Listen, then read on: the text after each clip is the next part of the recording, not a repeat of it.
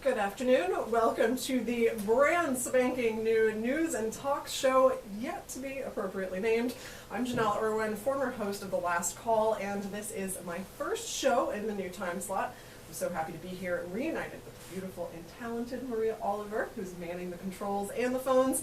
We will be taking your calls at the number 813-239-9663. We have a very exciting guest with us today over a very controversial issue that's been in the news this week. But first, Sean, great local news that we just had, the pier. Yeah, we're later in the day, we're going to hear a story about the St. Petersburg Pier and the downtown waterfront from Samuel Johnson. So we're going to have news at 3:30, 4:30, and 5:30. But you were at that meeting, so give us a little bit of expectation. What can we expect? So it was kind of anticlimactic, actually. You kind of went in there with the expectation that there were going to be multiple designs eliminated. There were 8 at the beginning of today. Now there's 7. So only 1 was eliminated. 6 of the 8 proposals had been utilizing the current inverted pyramid, and only 2 of them proposed a completely new reimagined pier. And 1 of those 2 was eliminated. So it looks like there's a really good chance that whatever we end up seeing is going to be kind of a redeveloped inverted pyramid. And I think what was interesting and is perhaps a cautionary tale for the city is that there was already some speculation among public comment that perhaps we might see another lens type scenario because the process is flawed, quote unquote. And by that you mean having it go, have all of them rejected? Is that what you mean? Well, I suppose it could be that, or perhaps something gets chosen, but the public goes all up in arms and goes on another petition drive to challenge it if it's approved.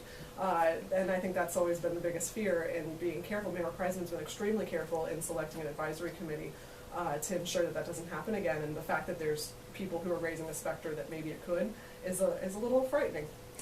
So if you want to hear more about the pier, we have news headlines at 3:30, 4:30, and 5:30, but I do not want to take up any more of your time because you have a great topic today, the firing of Mary Ellen Elia and the school board. So good to join you, Janelle. Thank you so much, Sean. We appreciate that. And again, I'm Janelle Irwin, and I am joined today with Hillsborough County School Board member April Griffin to talk about what has probably been the most talked about local news story this week. And that, of course, is the arguably shocking sacking of Hillsborough County School Superintendent Mary Ellen Elia. April, welcome to the show.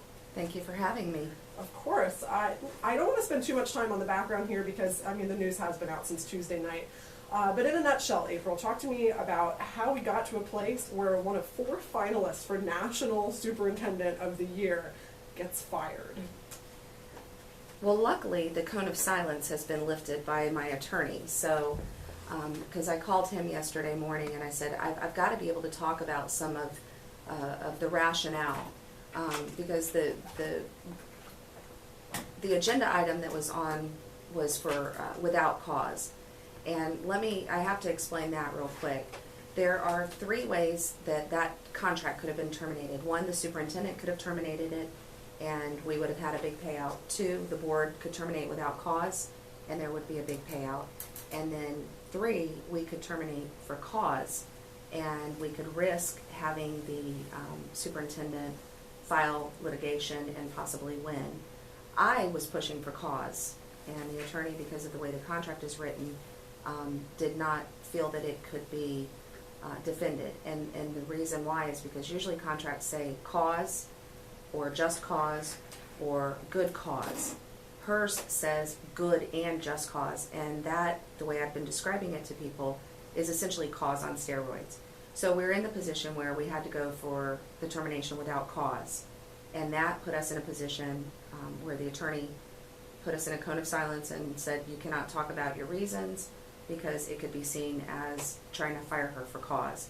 So it's been very difficult with the media and what the media is reporting. We really haven't been able to talk about it. We're here because I believe ultimately the superintendent has been so focused on the national picture and this big national picture of being the greatest in AP and College Board and this and that and the other, that she's lost sight of what her job is locally. And there's been so much self-promotion, and she has essentially refused to work with several of her board members to the point that they felt that they needed to get another superintendent, that we felt we needed to have another superintendent. Now, at the meeting itself, 71, I believe it ended up being, I might be off by one or two. It was 71. Yeah, speakers. And I counted more than 40 who spoke in favor, some of them on behalf of groups, not just their own individual standpoints. A lot of those were principals, there were people representing unions, kind of an unlikely bunch, I would say, to kind of come out in favor of a superintendent. But the support was overwhelming for her. So a lot of people have looked at that and said, how on earth could this possibly have happened when the public came out and they overwhelmingly showed support for the superintendent, yet the school board still, people are calling for, you know, your heads, basically you, and it wasn't just you know, Susan Valdez, Cindy Stewart, and then Sally Harris, of course, one of the newest board members. What do you say to that when you look at the numbers and on paper it looks like she's the one with the support? Well, on paper, 208,000 people voted for me, which was 65% of the people who voted in the last election. And the superintendent made my election a referendum on her and I. I also look at Sally Harris's race when she was running against a school board candidate who was very closely tied to Mary Ellen and was supported by all of the people that are coming out to speak now. Michelle Schimberg was, and Sally Harris won. She was not the one that was the chosen one by the superintendent. I also have heard from a lot of people privately. It's very easy to step up to a microphone and say nice things about someone. And it's very difficult, especially when you're afraid that you could be fired or you're afraid of some sort of retaliation. It's very difficult to step up and speak your truth. And so what I say to that is that there are a lot of people who have spoken to me off record that have shared their horror stories of interactions with the superintendent. And I have a letter that I got from a young man who is a PhD student at Stanford University that now he's a graduate of Durant High School class of 10, that really encapsulates the superintendent's way of operating. It's an iron fist. It's just very, very fear-driven, and the culture in our district has just shut people down. So there were a lot of people that have spoken to me, and more than 70 personally, that are very happy that she was fired. And I imagine a lot of those are probably parents or supporters of ESC students. The people who did come out and speak in favor of terminating Elia's contract, we heard very, very passionate pleas from people talking about how they've just been shut out of certain processes with the district. Of course, there's the tragic story of Isabella Herrera. Just all sorts of stuff like that almost brings a tear to your eye to listen to these people talk about how they've been left out of the district. What are you hearing from those folks? Well, those folks for sure. Teachers, believe it or not, administrators, people downtown. There's a lot of people who spoke out privately and were supportive of it once it became an agenda item. Why and not even make before that then. public, though? Because they're afraid, and she's still going to be there till March, or actually she's still going to be there till July. She will physically be in the building till March, though, and people are afraid. There's a culture in this district that I've been talking about. I call it a toxic culture of fear and intimidation, and people are afraid to speak out. And that's the thing. I want to talk about the future. I want to talk about where we're going to go. I see this as an opportunity for a great amount of growth, and that's where we need to talk about what kind of superintendent do we envision. I will tell you that for me, a deal breaker is someone who is not a servant leader. I'm looking for someone now, and a lot of people have been talking about, we'll never be able to get another superintendent like Mary Ellen and Elia. I don't want another leader like Mary Ellen and Elia. I want a superintendent who is a servant leader, who understands that the only reason that we're doing what we're doing is to serve those children and to make sure that every single child is successful. Our graduation rate in Hillsborough County is below the state standard. It's the lowest of the entire Bay Area, of all the surrounding counties. The prison or school to prison pipeline is flooded right now. The racial disparities are appalling, and we have kids who are walking across the stage and getting a certificate of completion, and they're not graduating from high school. Which does nothing. It does nothing. Graduation rate at Middleton High School is 57%, and that includes the magnet students. That is just, that's unacceptable. But the AP classes are full, you know, because that's part of what her contract was. And what I talked about, because I couldn't talk about any of her qualities, I had to really focus on the contract. And you mentioned at the beginning that the cone of silence has been lifted. I don't think maybe our listeners fully understand what that means. Because you guys had put on the agenda, correct me if I'm wrong here, to terminate without cause, you were not then at liberty to talk about reasons why she should be fired. Absolutely Otherwise, you're correct. kind of going back on that, yes? Correct, Okay. correct. So as we were having the discussion about the termination, we couldn't discuss the reasons. Now, Cindy Stewart did without really getting into personalities, and I think that Cindy Stewart really hit it on the nail on the head when she said that there's no trust, that the relationships are broken. And I don't think that people understand that by law, the superintendent's job, in part, is to cooperate with her board. Nowhere in the statute that governs the board members does it say that we have to cooperate with the superintendent. Not to say that we shouldn't. And I know that I have. When I put my head on my pillow at night, I know that I have applied every single leadership theory, every single motivational theory that I learned in school to my relationship with this superintendent. I have tried to facilitate meetings with the superintendent and other board members. I've tried to get us to retreats. I've tried to do all that. The problem is she was not willing to move. And I think that that's what's getting lost in the conversation, is nobody's holding Mary Ellen Elia accountable for the fact that she lost, prior to this election, the confidence of 3 board members. Elections have consequences. And there's one new board member who, by the way, has a past relationship with this superintendent, So and I'm has gonna, been talking to people and knows what the culture is and how low the morale is. on that, I'm going to kind of turn here a little bit. I want to get to the phones in just a few minutes. If you're just tuning in, if you're just joining us here this noon hour, this is a brand new time slot for me. I'm the former host of The Last Call, which was on at 4:30 to 5 on Friday evenings. Now I'm here from noon to 1.